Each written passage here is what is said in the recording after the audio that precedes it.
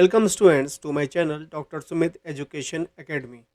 आज हम पढ़ने वाले हैं क्लास 12th अकाउंटेंसी की part B analysis of financial statement chapter 11 ratio analysis. जैसा कि आपको पता है कि हमने एक सीरीज़ स्टार्ट की हुई है जिसमें मैं आपको अकाउंटेंसी के हर चैप्टर से 20 एमसीक्यू लेकर आपको पढ़ाऊँगा। ये 20 एमसीक्यू आपके बोर्ड एग्जामिनेशन में अकाउंटेंसी के पेपर में आपके 20 मार्क्स के आएंगे, जो आपके लिए बहुत इंपॉर्टेंट पार्ट प्ले करने वाले हैं। तो इन एमसीक्यूज़ को बहुत अच्छी तरह से पढ़ लीजिए। मैंने चैप्टर 10 तक आपके 20 एमसीक्यू अकाउंटेंसी के पढ़ा दिए हैं और आई होप आपने वो पढ़ भी लिए होंगे और आपको समझ में आ गए होंगे। उसी सीरीज़ में मैं आपके लिए लेके आया हूँ चैप्टर 11 रेशियो एनालिसिस। आज हम पढ़ने वाले हैं चैप्टर 11 रेशियो एनालिसिस के एमसीक्यूज़। तो चलते हैं पहले एमसीक्यू की ओर। फर्स्ट एमसीक्यू आपसे आ रहा है आपके स्क्रीन पर। The current ratio can be numerically expressed in the form of the following equation. Means current ratio can be numerically expressed. जो करंट रेशियो है वो आपको क्या बताता है? देखिए, जो करंट रेशियो है, करंट, इसको रफ कर देते हैं। जो करंट रेशियो है ये बताता है relationship.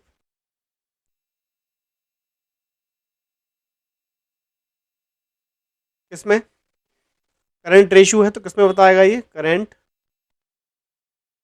Assets and current liabilities में क्या बताएगा? रिलेशन बताएगा। ठीक है।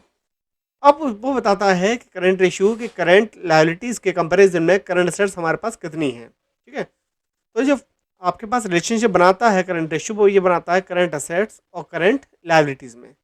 इसलिए इसका फॉर्मूला बनता है current assets upon current liabilities. कहाँ दे रखा है? हाँ, ये दे रखा है सी में। Current ratio is equal to current assets upon current liabilities. तो वही आप क्वेश्चन आपसे पूछ रहा था, the current ratio can be numerically expressed in the form of the following question. तो इसका आंसर हो जाएगा current ratio is equal to current assets oblique current liabilities. ठीक है, समझ में आ गया होगा आपको। अब चलते हैं नेक्स्ट क्वेश्चन में। नेक्स्ट क्वेश्चन आपके में क्या आ रहा है? From the following data calculate the liquid ratio. आपको इस फॉर्मूले से क्या निकालना है? लिक्विड रेशियो निकालना है। आपको पता है लिक्विड जो रेशियो होता है, लिक्विड रेशियो, इसको साफ साफ, लिक्विड जो रेशियो होता है इसका फॉर्मूला होता है liquid assets upon current liabilities. ठीक है। लिक्विड असेट्स क्या क्या होती है? लिक्विड असेट्स के अंदर हम इंक्लूड करते हैं सारी करंट असेट्स, एक्सेप्ट, इसमें कौन से करंट असेट्स नहीं आती हैं आपको पता होगा? Except prepaid, expenses and stock. Liquid assets में सारी करंट असेट्स आती हैं, लेकिन इसमें प्रीपेड और स्टॉक को हम इंक्लूड नहीं करते हैं। समझ में आ गया होगा ये। तो देखिए,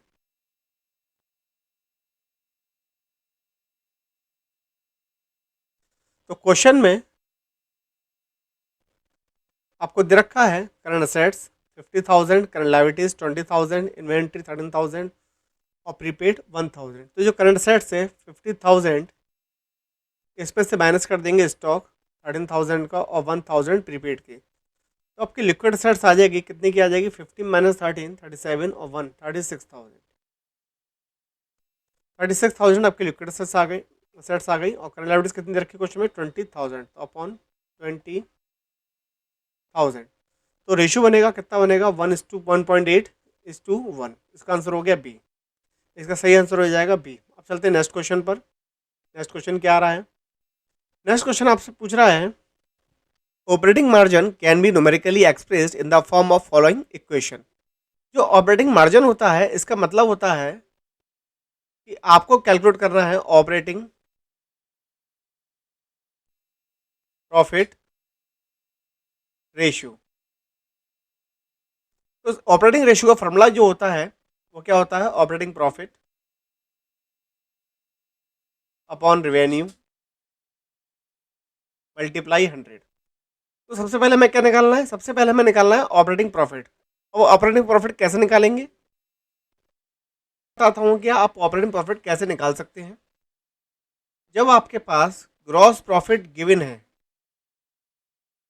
ग्रॉस प्रॉफिट में से आप ओनली ऑपरेटिंग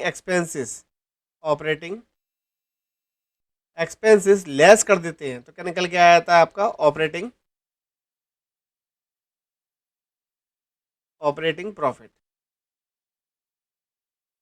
ऑपरेटिंग प्रॉफिट आपका निकल कर आ जाता है। ठीक है। दूसरा क्या है, यदि आपको नेट प्रॉफिट गिवन है और नेट प्रॉफिट में आप प्लस कर देते हैं non operating expenses, non operating expenses, और माइनस कर देते हैं non operating income, non operating income, तो अभी आपका क्या निकल के आ जाएगा, आपका ऑपरेटिंग प्रॉफिट निकल के आ जाएगा। तो आपका क्या निकल के आ गया, ऑपरेटिंग प्रॉफिट निकल कर आ जाएगा इस फॉर्मूले से। जब आपका ऑपरेटिंग प्रॉफिट निकल के आ जाता है, उसके बाद आप ऑपरेटिंग प्रॉफिट में डिवाइड करते हैं किसका, रेवेन्यू का, तो जिससे क्या निकल के आ जाएगा, आपका निकल के आ जाएगा ऑपरेटिंग प्रॉफिट रेशियो। जब आप ऑपरेटिंग प्रॉफिट रेशियो में डिवाइड कर देते हैं किसका, रेवेन्यू का, तो आपका क्या निकल के आया था, ऑपरेटिंग प्रॉफिट रेशियो, जो हमें क्वेश्चन में निकालना था। तो इसका सही आंसर हो जाएगा gross profit minus operating expenses oblique revenue. ठीक है, समझ में आ गया होगा आपको क्वेश्चन ये वाला, gross profit minus operating expenses oblique revenue. अब चलते हैं नेक्स्ट क्वेश्चन पर। नेक्स्ट क्वेश्चन क्या आ रहा है, नेक्स्ट क्वेश्चन आपसे पूछ रहा है working capital is the, working capital क्या होती है। तो आपको बता दें वर्किंग कैपिटल क्या होती है। Working capital is the difference between current assets and current liabilities. तो देखते हैं कहाँ पर है। पहले दे रखा है कैश एंड बैंक बैलेंस, नहीं। Capital borrowed from the bank, ये भी गलत है। Difference between current assets and current liabilities, बिल्कुल सही है। और D difference between current assets and fixed assets, ये हो गया रॉन्ग। तो वर्किंग कैपिटल क्या होती है, difference between current assets and current liabilities. समझ में आ गया होगा। अब चलते हैं नेक्स्ट क्वेश्चन पर। नेक्स्ट क्वेश्चन क्या आ रहा है, नेक्स्ट क्वेश्चन आपसे पूछ रहा है which ratio is complementary to each other. कौन से रेशियो दोनों के क्या है, कॉम्प्लीमेंट्री। कॉम्प्लीमेंट्री मतलब जुड़े हुए, एक दूसरे से रिलेटेड। कॉम्प्लीमेंटर होता है रिलेटेड। तो करंट ट्रेड लिक्विड रेशियो, गलत। ऑपरेटिंग एंड ऑपरेटिंग प्रॉफिट, बिल्कुल सही। ग्रॉस एंड नेट, गलत। और trade receivable and trade payables, ये भी गलत। अभी मैं बताता हूँ आपको operating and operating profit ratio कैसे इंटरलेटेड होते हैं। देखिए, जो क्वेश्चन में ऑपरेटिंग कॉस्ट होती है, ऑपरेटिंग रेशियो बोल सकते हैं इसे हम, या ऑपरेटिंग कॉस्ट रेशियो, और एक होता है ऑपरेटिंग प्रॉफिट रेशियो। यदि आपको ऑपरेटिंग रेशियो क्वेश्चन में दे रखा है 80%, मतलब जो कॉस्ट आ रही है फर्म की, ऑपरेटिंग कॉस्ट आ रही है, कितनी आ रही है, 80%, तो फर्म का जो प्रॉफिट होगा वो कितना होगा, 20%, क्योंकि इन दोनों का सम कितना होता है, 100%। यदि क्वेश्चन में आपको दे रखा है कि ऑपरेटिंग रेशियो 75% है, तो ऑपरेटिंग प्रॉफिट कितना होगा, 25%। जैसे बताया मैंने, इनका टोटल क्या होता है, 100%, इसलिए दोनों क्या होते हैं, इंटर रिलेटेड। तो वही पूछ रहा है which ratio is complementary to each other, operating and operating profit ratio. इसका आंसर हो गया बी। अब चलते हैं नेक्स्ट क्वेश्चन पर। नेक्स्ट क्वेश्चन क्या आ रहा है, नेक्स्ट क्वेश्चन आपसे पूछ रहा है net profit can be greater than operating profit when, मतलब नेट प्रॉफिट ग्रेटर होता है ऑपरेटिंग प्रॉफिट से जब cost of revenue from expenses is more than operating expenses, जब आपकी कॉस्ट ज़्यादा होती है रेवेन्यू मतलब फ्रॉम ऑपरेशन किससे, ऑपरेटिंग एक्सपेंसेस से। दूसरा ऑप्शन है operating expenses are more than non operating expenses, जब ऑपरेटिंग एक्सपेंस क्या होते हैं, नॉन ऑपरेटिंग एक्सपेंसेस ज़्यादा होते हैं। नेक्स्ट है non operating expenses are more than non operating income, जब आपके एक्सपेंस ज़्यादा होते हैं किससे, नॉन ऑपरेटिंग इनकम से। और लास्ट है non operating expenses are less than non operating income, जब नॉन ऑपरेटिंग एक्सपेंसेस क्या होती है, less than non operating income. तो देखिए, जो ऑपरेटिंग प्रॉफिट होता है वो कैसे निकलता है, मैं बता दूंगा आपको। Gross profit minus operating expenses, जैसे बताया था मैंने लास्ट क्वेश्चन में भी आपको, ऑपरेटिंग एक्सपेंसेस। और जब आपका एनपी निकलता है, एनपी, तो एनपी कैसे यूज करते हैं, एनपी निकालने के लिए आप, एनपी निकालने के लिए आप यूज करते हैं GP minus operating expenses minus non operating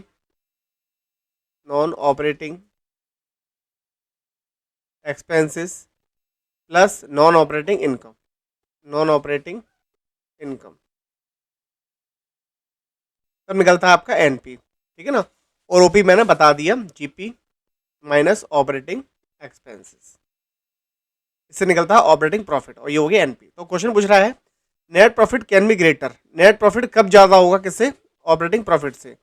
तो आपको पता होगा कि जनरली नेट प्रॉफिट कम होता है यदि ऑपरेटिंग एक्सपेंसेस कंपनी के हो रहे हैं और नॉन ऑपरेटिंग इनकम क्या है कंपनी की, कम है।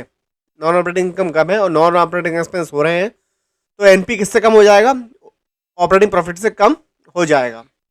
ठीक है, क्योंकि उसको जो कंपनी है या फर्म है उसको पे करना पड़ रहे हैं क्या, नॉन ऑपरेटिंग एक्सपेंसेस पे करने पड़ रहे हैं। लेकिन यदि कंपनी की नॉन ऑपरेटिंग इनकम ज़्यादा हो गई किससे, नॉन ऑपरेटिंग एक्सपेंसेस से, तो उसमें क्या हो जाएंगे, ऐड हो जाएंगे। और एनपी किससे ग्रेटर हो जाएगा, एनपी ऑपरेटिंग प्रॉफिट से ग्रेटर हो जाएगा जब उसकी नॉन ऑपरेटिंग इनकम क्या हो गई, फर्म की ज़्यादा हो गई। तो कौन सा ऑप्शन लगेगा, non operating expenses are more than, नहीं गलत, non operating expenses are less than non operating income, तो इसका आंसर हो जाएगा डी। 6 का आंसर हो जाएगा डी, जब नॉन ऑपरेटिंग एक्सपेंस कम है किससे, नॉन ऑपरेटिंग इनकम से। कोई इनकम ज़्यादा हो जाएगी वो ऐड हो जाएगी जीपी में जाकर, और एनपी की हो जाएगा ग्रेटर किससे, ऑपरेटिंग प्रॉफिट में। ठीक है, चलिए अब चलते हैं नेक्स्ट क्वेश्चन पर। इन चीज़ों को आप कॉपी पे नोट करके देख लीजिएगा एक बार, क्योंकि क्वेश्चन आ जाता है तो ये मार्क्स फ्री के आपको मिल जाएंगे, क्योंकि इन एमसीक्यू का टारगेट भी यही है कि आपके मार्क्स ज़्यादा से ज़्यादा बोर्ड में आए। नेक्स्ट क्वेश्चन है, operating inventory of a firm is ₹80,000। Company के जो ओपनिंग स्टॉक है कितनी है, 80,000 है। Cost of revenue from operation कितनी है, 6 लाख। और इन्वेंट्री टर्नओवर रेशियो कितना दे रखा है, 5 times it's closing inventory will be. Company की क्लोजिंग इन्वेंट्री कितनी होगी, तो देखिए जो इन्वेंट्री टर्नओवर रेशियो होता है उसका फॉर्मूला क्या होता है, COGS, मतलब cost of goods sold upon average inventory. यहाँ पर आप कॉस्ट ऑफ रेवेन्यू भी ले सकते हैं, कॉस्ट ऑफ रेवेन्यू और अपॉन एवरेज इन्वेंट्री। क्वेश्चन में जो ITR है कितना दे रखा है, 5, और जो कॉस्ट ऑफ रेवेन्यू या ऑपरेशन कितना दे रखा है, 6 लाख अपॉन AI। क्वेश्चन में AI गिवन नहीं है तो AI को हम ऐसे लिख देंगे AI, तो AI हमारा कितना आ जाएगा, AI निकल के आ जाएगा 5 से डिवाइड हो गया ये 1,20,000। आपकी जो एवरेज इन्वेंट्री आई है वो कितनी आई है, 1,20,000। क्वेश्चन में क्या रहा है, opening inventory of a firm is ₹80,000। Company की जो OI है कितनी है, 80,000। ठीक है, हमें क्या निकलना है, क्लोजिंग। तो AI कितनी है, 120। यदि हम AI में इंटू कर देंगे मल्टीप्लाई 2 का, तो टोटल इन्वेंट्री कितनी की आ जाएगी, 240।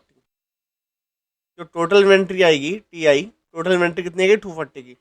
240 में से हम ओपनिंग लेस कर देंगे तो हमारी क्या निकल के आ जाएगी, क्लोजिंग इन्वेंट्री, जो कितनी आ रही है, 1,60,000।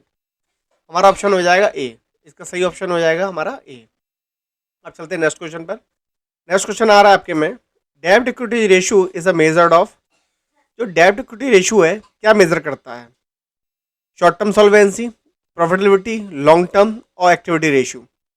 जो डेब्ट इक्विटी रेशियो है ये कंपैरिजन होता है कंपनी के लॉन्ग टर्म डेब्ट का और कंपनी के शेयर होल्डर फंड का। कंपनी के जो लॉन्ग टर्म डेब्ट होते हैं उनका कंपैरिजन होता है शेयर होल्डर फंड से, तो ये जो डिटरमाइन करता है वो डिटरमाइन करता है लॉन्ग टर्म सॉल्वेंसी रेशियो। इसका आंसर हो जाएगा सी। अब चलते हैं नेक्स्ट क्वेश्चन पर। नेक्स्ट क्वेश्चन क्या आ रहा है, the ideal current ratio is, ये तो कॉमन क्वेश्चन है, ये तो आपको आता होगा। जो आइडियल करंट रेशियो होता है, मतलब करंट एसेट्स और करंट लायबिलिटीज के बीच में क्या कंपैरिजन, मतलब क्या रेशियो रहना चाहिए कंपनी के पास, जो आइडियल होता है वो क्या होता है, 2:1। इसका सही आंसर है बी। चलते हैं नेक्स्ट क्वेश्चन पर। नेक्स्ट क्वेश्चन आपके में आ रहा है, current ratio is also known as, current ratio को और क्या हम बुलाते हैं, quick ratio, acid test ratio, working capital ratio या एब्सोल्यूट लिक्विड रेशियो। तो करंट रेशियो का दूसरा नाम जो है वो है वर्किंग कैपिटल रेशियो। तो वर्किंग कैपिटल रेशियो में भी current assets upon current liabilities का फॉर्मूला यूज करके हम करंट रेशियो निकाल सकते हैं। नेक्स्ट क्वेश्चन आपके में आ रहा है 11, return on investment ROI। ROI is calculate under, किस इन जो दे रखी कैटेगरीज, किस कैटेगरी के अंदर हम रिटर्न ऑन इन्वेस्टमेंट कैलकुलेट करते हैं, लिक्विडिटी रेशियो, सॉल्वेंसी, प्रॉफिटेबिलिटी और एक्टिविटी। इसका सही आंसर है सी। प्रॉफिटेबिलिटी रेशियो के अंदर हम ROI कैलकुलेट करते हैं, इसका आंसर हो जाएगा सी। अब देखते हैं नेक्स्ट क्वेश्चन। नेक्स्ट क्वेश्चन क्या आ रहा है, 12 क्वेश्चन है, टोटल असेट्स टू डेब्ट रेशियो इज कैटेगराइज्ड अंडर। जो टोटल असेट्स टू डेब्ट रेशियो है ये किस कैटेगरी में आता है, प्रॉफिटेबिलिटी, सॉल्वेंसी, एक्टिविटी या लिक्विडिटी रेशियो। तो ये आता है आपका सॉल्वेंसी रेशियो के अंदर। हम देखते हैं कि हमारी सॉल्वेंसी कैपेसिटी कितनी है, तो ये इसका आंसर हो जाएगा बी, सॉल्वेंसी रेशियो। अब चलते हैं नेक्स्ट क्वेश्चन। नेक्स्ट क्वेश्चन क्या आ रहा है, नेक्स्ट क्वेश्चन आपके में आ रहा है, which of the following is not operating expenses, इनमें से कौन सा ऑपरेटिंग एक्सपेंसेस नहीं होता? Office expenses, selling, bad debts और loss by fire. Loss by fire हमारा नॉन ऑपरेटिंग एक्सपेंस होता है, ये हमारा ऑपरेटिंग एक्सपेंसेस नहीं है। और ये तीनों हमारे कौन से होंगे? Operating expenses. अब चलते हैं नेक्स्ट क्वेश्चन पर। नेक्स्ट क्वेश्चन क्या आ रहा है? 14 असर्शन रीजन का क्वेश्चन है, इसको पढ़ लेते हैं एक बार। क्वेश्चन कह रहा है असर्शन में liquidity ratio are use to assess the short term financial obligations of the firm. जो लिक्विडिटी रेशियो है ये फाइंड किया जाता है असेस करने के लिए कि short term financial obligations firm पर कितनी है। और जो करंट रेशियो एंड एसेट ट्रेस ratio are two liquidity ratios which measure the firm's ability to meet its current obligations in time in the context of the above two statement which of the following is correct code. तो देखिए, जो liquid ratios है are use to assess the short term financial obligation firm, बिल्कुल सही है इसका statement. ये कि लिक्विड रेशियो इसलिए फाइंड किया जाता है कि हमारे पास कैपेसिटी है कि नहीं है, ये फाइंड करने के लिए कि शॉर्ट टर्म जो फाइनेंशियल ऑब्लिगेशन हम पूरी कर पा रहे हैं या नहीं।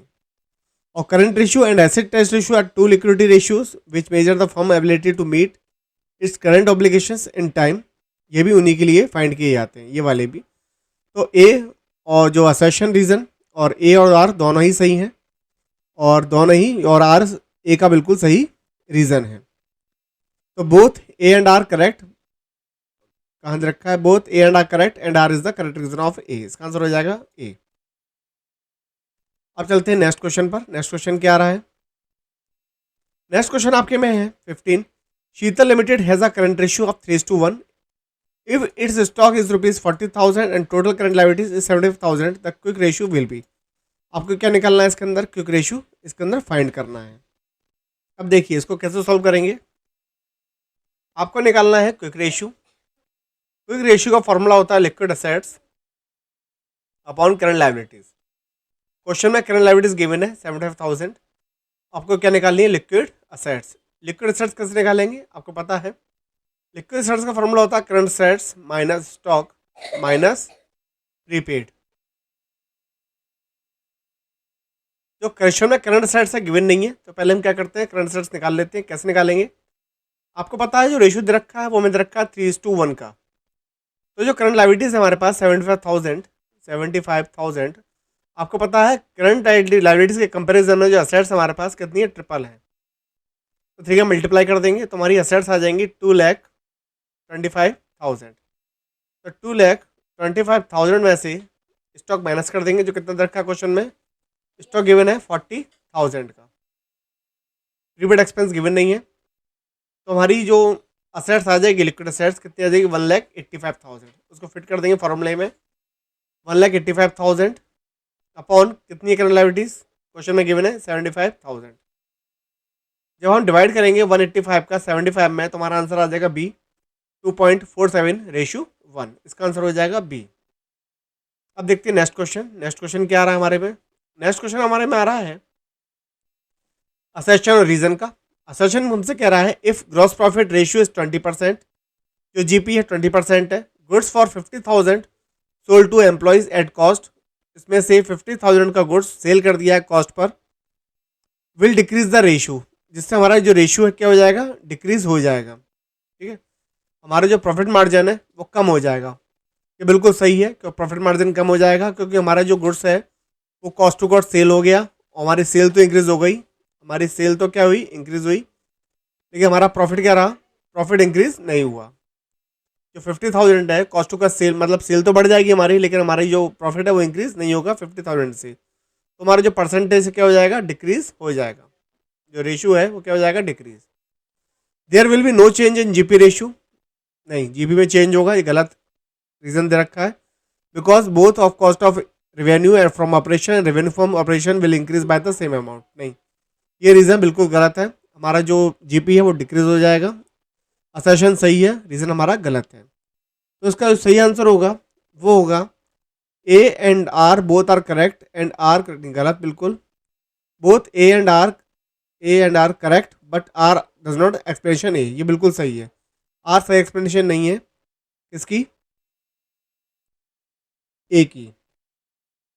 नहीं, ये भी गलत होगा। क्यों गलत होगा? क्योंकि ये स्टेटमेंट जो है, ये स्टेटमेंट पूरा गलत ही है। तो इसका सही आंसर हो जाएगा both A and R correct, ये भी गलत हो गया। हाँ ये रहा D, A is correct but R is incorrect, इसका सही ऑप्शन हो जाएगा डी। ठीक है, चलिए समझ में आ गया क्वेश्चन आपको। अब चलते हैं नेक्स्ट। नेक्स्ट आपका आ रहा है 17।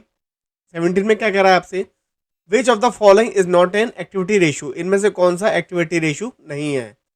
इन्वेंट्री टर्नओवर सही है, इंटरेस्ट कवरेज रेशियो ये नहीं होता, ये सही है, और ट्रेडिशनल टर्नओवर रेशियो भी बिल्कुल सही है। इसका जो रॉन्ग आंसर है वो है बी। अब चलते हैं नेक्स्ट क्वेश्चन पर। नेक्स्ट क्वेश्चन क्या आ रहा है 18।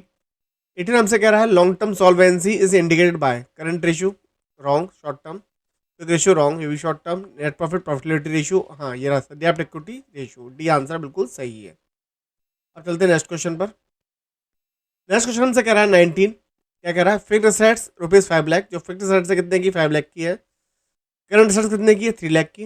Equity share capital 4 lakh, reserve 2 lakh, और लॉन्ग टर्म डेप्ट कितने हैं, 40,000। हमें क्या कैलकुलेट करना है, हमें निकालना है प्रोप्राइटरी रेशियो। अब देखिए प्रोप्राइटरी रेशियो फॉर्मूला क्या होता है, जो फॉर्मूला होता है प्रोप्राइटरी रेशियो का, क्या होता है, proprietary ratio is equal to proprietors fund upon total assets. अब देखिए क्वेश्चन में जो फंड है प्रोप्राइटर का कितना है, शेयर कैपिटल और रिजर्व। तो कितनी कैपिटल है, 4 लाख, और प्लस 2 लाख, कितनी कैपिटल हो गई, 6 लाख की कैपिटल आ गई, मतलब प्रोप्राइटर फंड आ गया। और जो असेट्स है कितनी आ जाएगी, असेट्स आ जाएगी 8 लाख की। कैसे आई, 5 लाख प्लस 3 लाख, तो ये आ गई असेट्स। मल्टीप्लाई बाय करेंगे 100 का, जैसे परसेंटेज निकल के आया, कोई कोई क्वेश्चन परसेंटेज में दे रखा है, तो उसको डिवाइड करके हमारा आ जाएगा 75%। इसका जो फाइनल आंसर होगा कितना होगा, 75%। आई होप समझ में आ गया होगा। ठीक है, नेक्स्ट क्वेश्चन आपके में आ रहा है, इफ डेब्ट equity ratio exceed it indicates risky financial position. Means डेब्ट इक्विटी रेशियो यदि ज़्यादा होता है तो इंडिकेट करता है रिस्की फाइनेंशियल पोजीशन। किस रेशियो से, 2:1 से। यदि 2:1 से आपका रेशियो ज़्यादा है डेब्ट इक्विटी रेशियो का, तो आपकी जो फाइनेंशियल पोजीशन है वो क्या है, रिस्की है, क्योंकि डेब्ट ज़्यादा है। ठीक है, डेब्ट बढ़ जाएंगे आपके किस कंपेरिजन में, इक्विटी के कंपेरिजन में, तो क्या हो जाएगा, रिस्की फाइनेंशियल पोजीशन में चला जाएगा। आई होप ये सीरीज़ आपको अच्छी लग रही है। यदि ये सीरीज़ आपको अच्छी लग रही है तो आप इसे लाइक करें, और जो भी आपके फ्रेंड्स क्लास 12th में हैं उनको ये वीडियो शेयर करें, और चैनल को सब्सक्राइब करें। Thanks for watching.